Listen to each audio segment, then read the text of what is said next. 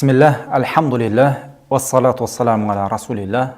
Ассаламу алейкум, құрметті Иман Кезет YouTube каналының көрермендері. Бүгін біз сіздермен исламдағы уақыф туралы әңгіме қозғайтын боламыз. Уақыф дегеніміз, уақыф деп біз тәжвид ережелерінде де қолданатын едік қой. Ол жерде тоқтау белгісіне уақыф дейтін едік. Енді бұл фих мәселесіне уақыфқа келетін болсақ, сөздік мағынасы тоқтату. Нені тоқтату? Өзінің мүлкін тоқтатып, ол мүлктің сауабын Алла жолына атау деген сөз ғой. Яғни мүлк ретінде менен тоқтайды, бірақ сауап ретінде Алла разылығы үшін жалғаса береді. Уақыф дегеніміз, яғни өзіңнің бір дүниеңді Алла жолына мәңгілікке атау. Яғни оны атағаннан кейін қайтадан оны қайтарып алуға болмайды. Ол қияметке дейін ертең уақыт қылып кеткен адам өмірден өтіп кетсе де, артынан соның сауабы барып тұрады. Мысалы, бір жерді уақыт қылу мүмкін, немесе бір ғимаратын уақыт қылу мүмкін, немесе бір белгі бір Құран сияқты, немесе басқа бір дәптер бір медресеге беру деген сияқты нәрселерді уақыт қылып кетуге де болады. Мысалы, Құран, мысалы 1000 тана Құранды уақыт қылатын болса, соны қанша адам оқитын болса, соның сауабының барлығы соны уақыт қылған адамға өмірден өтіп кеткен жағдайының өзінде де артынан барып тұрады. Құранда Алла Тағала былай дейді: «Лән таналул бирра хатта тунфиқу мимма тухиббун». Өздеріңнің жақсы көрген нәрселеріңді Алла жолына жұмсамайынша жақсылыққа жете алмайсыңдар дейді. Мысалы, маған ең жақсы болып көрініп тұрған нәрселер, соны Алла жолына жұмсай алсам, сол кезде мен өзім бір жақсылыққа жетеді екенмін. Сондықтан пайғамбарымыз саллаллаху алейхи вассалам былай айтады: адам баласы өмірден өткеннен кейін, бұны көп адам жақсы біледі, атақты хадис.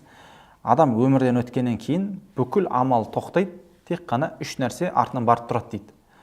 Сол біріншісі ілім дейді. Ілім, егер бір адамдарға ілім үйрететін болса, сол ілімді үйреткен адам өмірден өтіп кетсе де, сол тастап кеткен ілімді қанша адам оқып пайдаланатын болса, соның сауабының барлығы сол ілімді үйреткен алғашқы адамға барып тұра береді.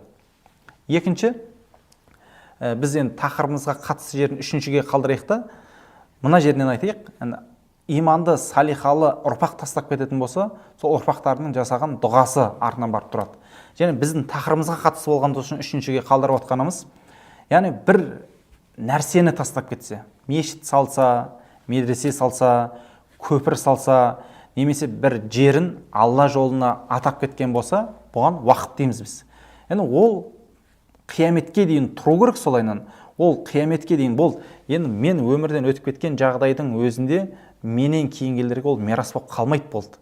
Ол біздің әкеміздің мүлкет деген әңгіме жүрмейді. Өйткені уақыт деген Алла жолына атады, болды. Енді ол уақыт қылып атаған адам өмірден өтіп кетсе, оны артындағы ұрпақтары мирас ретінде ала алмайды оны. Ол тек қана қияметке дейін Алла жолында болады, және сол жерде Алла жолында не істелінген болса, мысалы мешіт болса, мешіттің ішіне намаз оқса, немесе бір жер тастап кетті, участка, ол жерге мешіт, медресе салынып, қанша уақыт тұрады, сонша уақыт артынан сауап барып тұра береді ғой.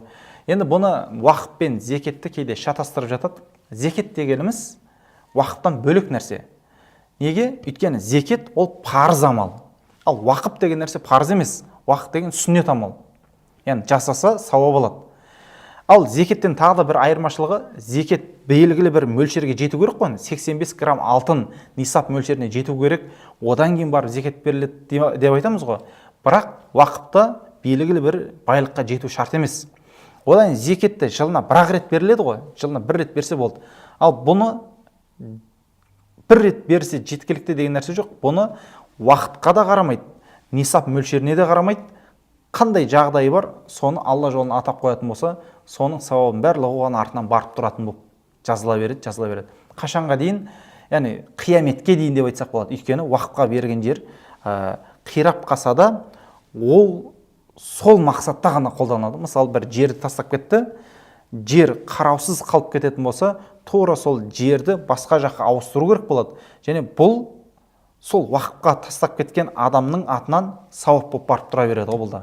Сондықтан уақып мәселесіне жай қарауға болмайды. Бұл ертең біз өмірден өтіп кеткеннен кейін артымыздан сауап ретінде барып тұратын амал болып табылады. Алла Тағала баршамызға өзімізден кейін бір уақып тастап кетуді нәсіп қылсын. Уақыптың ең алғашқысын тастағанда ескертіп кетейік. Омар радиаллаху анху Хайбар шайқасында өзіне тиген құрма бақшасын Алла жолын атап кеткен. Бұл Омар радиаллаху анху ең алғашқылар болып есептелетін болса, кейін Осман радиаллаху анху Яһудидің құдығын сатып алды. Бұл атақты оқиға, Рума деген құдығын сатып алып, мұсылмандарға тегін су беретін жерге айналдырған. Яғни пайғамбарымыз саллаллаху алейхи уассалам бұл кезде де Осман радиаллаху анхуды қатты мақтайды. Енді сахабалардан бастап осы күнге дейін уақып жасап келе жатқан адамдар өте көп. Бізге де Алла Тағала өзіміздің артымыздан барып тұратын сауапты амал болатын уақып тастап кетуді баршамызға нәсіп қылсын. Уассаламу алал мурсалин, вальхамдулиллахи раббил аламин.